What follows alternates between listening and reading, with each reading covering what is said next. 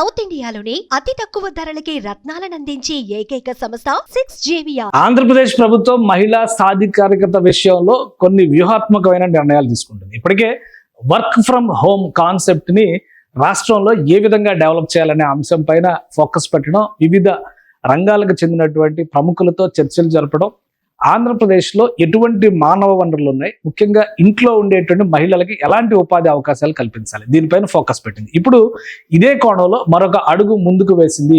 దేశం అంతా కూడా ఊబర్, ఓలా, ర్యాపిడో ఇలాంటి పేర్లు మనం వింటూనే ఉన్నాం. కానీ మహిళలు, ఎక్కువ మంది రైడర్స్ పురుషులే ఉండడంతో మహిళలు ఈ వాహనాలను వినియోగించడానికి ఇబ్బంది పడుతున్నటువంటి సందర్భాలు చాలా కనిపిస్తున్నాయి.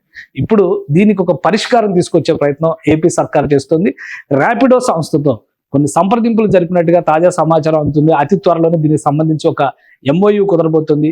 Women riders, Rapido women riders ఆంధ్రప్రదేశ్లో రాబోతున్నారు. దీనికోసం డ్రైవింగ్ లైసెన్స్ ఉండి స్వయం ఉపాధి సంఘాల్లో ఉన్నటువంటి మహిళల్ని ప్రత్యేకంగా రాష్ట్ర ప్రభుత్వం ఎంపిక చేయాలని నిర్ణయం చేసింది. అదే క్రమంలో ఈ సంఘాలకు సంబంధించినటువంటి మహిళలకి ఆర్థికంగా చేయూతనివ్వాలని కూడా నిర్ణయించుకుంది. దీనిపైన ఇప్పటికే ర్యాపిడోతో ప్రాథమికంగా చర్చలు పూర్తయినాయి.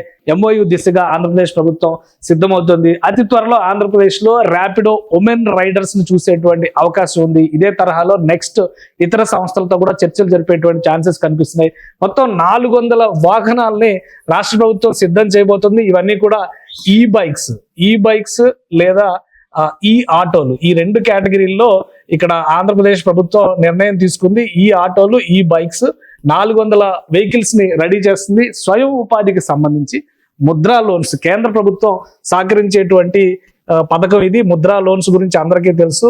ఈ పథకం సహకారంతో మహిళలకి, డ్రైవింగ్ లైసెన్స్ ఉన్నటువంటి మహిళలకి ఈ వాహనాలని అందుబాటులోకి తీసుకొచ్చేటువంటి ప్రయత్నం చేస్తుంది. మీరు ఏ పథకం ప్రభుత్వం డిజైన్ చేసినా ఒక విషయం అండర్లైన్ గా ఉంటుంది. కేంద్ర ప్రభుత్వం ఎలాంటి పథకాలు ఇస్తుందో చూసి ఆ పథకాలను రాష్ట్రంలో సద్వినియోగం చేసే దిశగా ప్రణాళికను వేసి ఇతర ఫైనాన్షియల్ ఇన్స్టిట్యూషన్స్ అంటే బ్యాంక్స్ కానీ, ఫైనాన్షియల్ సంస్థలను కానీ భాగం చేస్తూ కేంద్ర ప్రభుత్వం నుంచి వచ్చేటువంటి నిధులు సద్వినియోగం చేసేటువంటి ఒక సమగ్ర ప్రణాళిక ఇందులో కనిపిస్తుంది.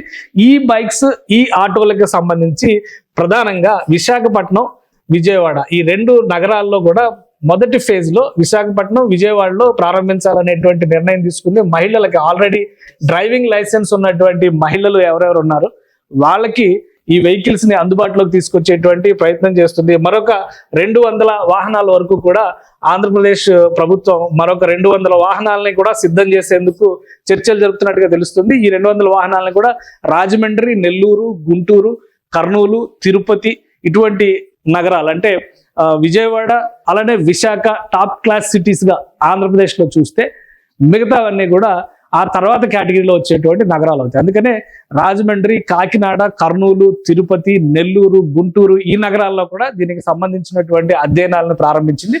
మొదటి దశలో మాత్రం విశాఖపట్నం, విజయవాడలో ఈ ప్రోగ్రామ్ ని ప్రారంభించడానికి ప్రణాళికలను సిద్ధం చేస్తుంది. అలానే ఇప్పటికే ర్యాపిడో సంస్థతో దీనికి సంబంధించిన MOU పైన ఒక అండర్స్టాండింగ్ వచ్చేసారు. ఎందుకంటే ర్యాపిడో ప్లాట్ఫామ్ ఫీజు వసూలు చేస్తుంది.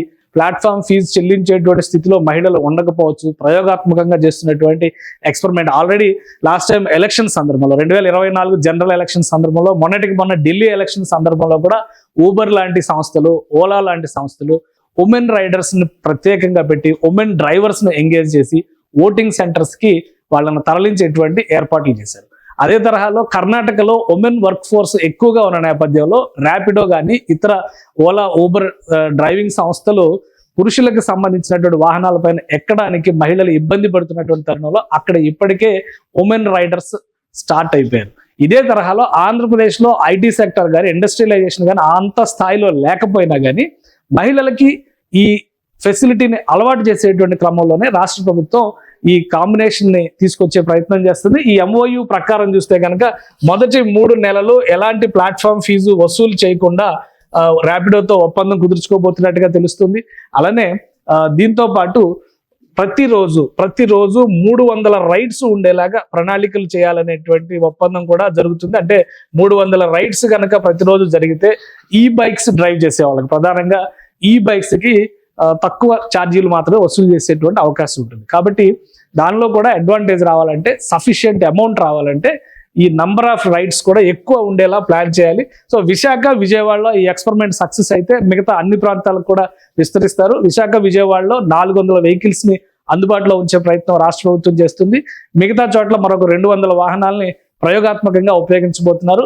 ర్యాపిడోతో చేసుకునేటువంటి ఒప్పందం తర్వాత ఇది సక్సెస్ అయితే మిగతా సంస్థలు కూడా విస్తరించేటువంటి అవకాశం ఉంది. ఉమెన్ వర్క్ ఫోర్స్ ని పూర్తి స్థాయిలో సద్వినియోగం చేసుకునేందుకు ఆంధ్రప్రదేశ్ ప్రభుత్వం వేసినటువంటి ప్రణాళిక ఇది. అందులో భాగంగానే మొదటి స్టెప్ ర్యాపిడోతో అతి త్వరలోనే ఒప్పందం కుదరబోతోంది. సుమన్ టీవీలో మీ పర్సనల్ అండ్ బిజినెస్ ప్రమోషన్స్ కోసం కింది నెంబర్కి కాంటాక్ట్ చేయండి.